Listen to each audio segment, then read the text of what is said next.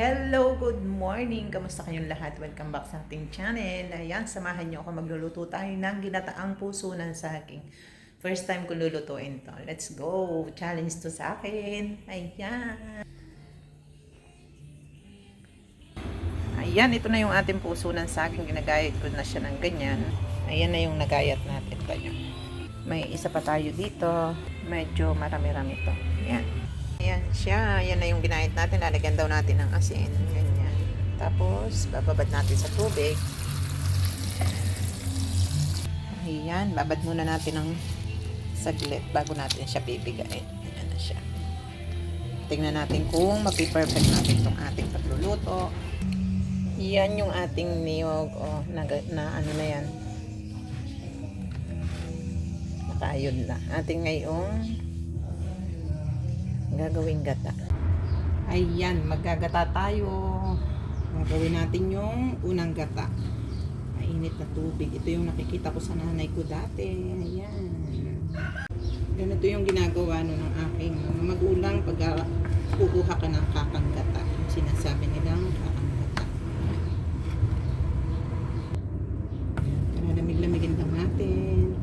Ito yung nakakatuwa dito sa probinsya at pag marami kang tanim. Yan. Lahat ay fresh. Fresh ang gata, fresh ang puso ng saging. Yan. Yan. Habang pinalalamig natin, pipigain naman natin itong ating puso ng saging.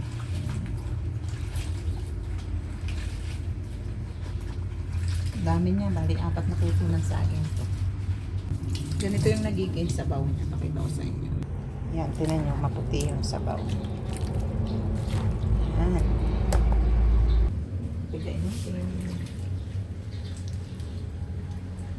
Challenge ito sa atin, first time kong magluluto nito. Ito na yung ating puso ng saging na ating pinigaan. Lulutuin natin. Yan, ito na yung kukuhanan natin ng kakang gata. Unang-unang gata. Ito kasi daw yung magpapalapot. Ayan. Ayan, ito na yung ating unang gata o ang kakang gata. Ayan, siya daw yung nagpapalapot. Ating pipigain pa ito ng isang piga. Yan, may lalabas pang katas dyan. Yan natin konting tubig. Ito yung pangalawang gata natin. Yan. Sisindihan natin itong ating kalan na uling. Dito tayo magluluto dahil magpiprito din tayo ng tilapia mamaya. Kasi dun sa loob masyadong pumapasok yung mga langaw pag naamoy yung isda. Linisin muna natin ganyan. Yan. Tapos, andito sa ilalim. Ayan siya. Tingnan nyo. Bali, ang ginagawa ko ang uling. Akin mo nang inaapoyan doon sa kalan sa taas. Yan. Ganyan yung ginagawa ko. Ginagawa din nila. Sila nagturo sa akin ito. Yan. Tapos, pag medyo apoy na yung ilalim na yun, dadalhin na natin doon sa kalan. Tingnan nyo. Yan. Pag gayaan na siya, dadalhin na natin doon. Yan. Lalagay natin yan dyan.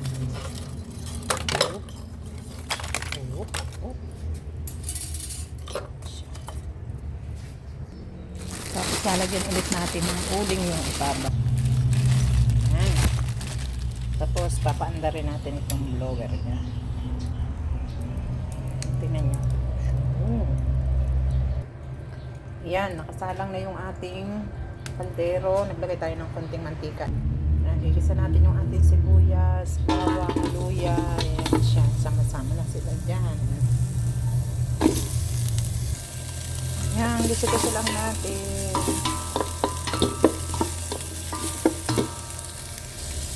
Sabi ng matatanda, masarap daw ang luto sa uling at saka sa kahoy. Ayan, nilagay din natin yung ating taba ng bawang. Ayan, atin ang iluluto o igigisa yung ating puso ng saging. Ito na, medyo marami siya. Igisa-gisa lang natin. Ayan. Ayan, lagyan natin ng konting kalamyas. Mas masarap kasi yan ang asin-asin. Ayan. Ayan, timplahan natin. Lagyan natin ng paminta. Konting asin. Tapos, lagyan natin ng konting magic sarap.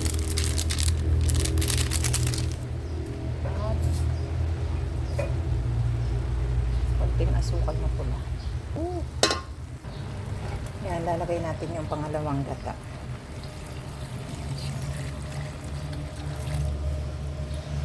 Ayan. Ayan. Lalagay natin yung ating unang gata o yung kakang gata natin.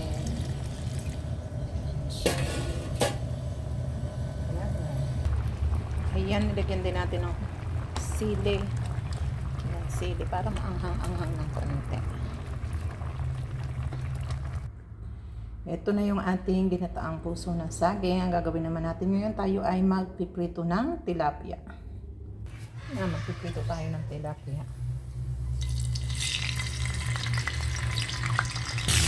Yan yung ating tilapia first batch.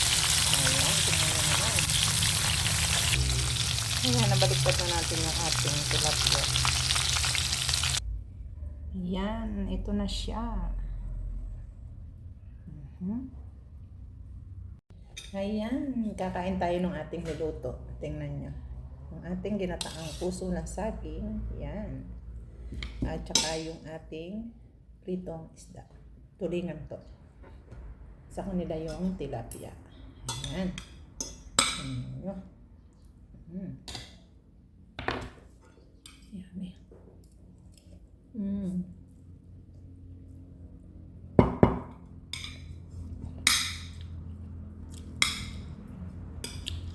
Napakasarap.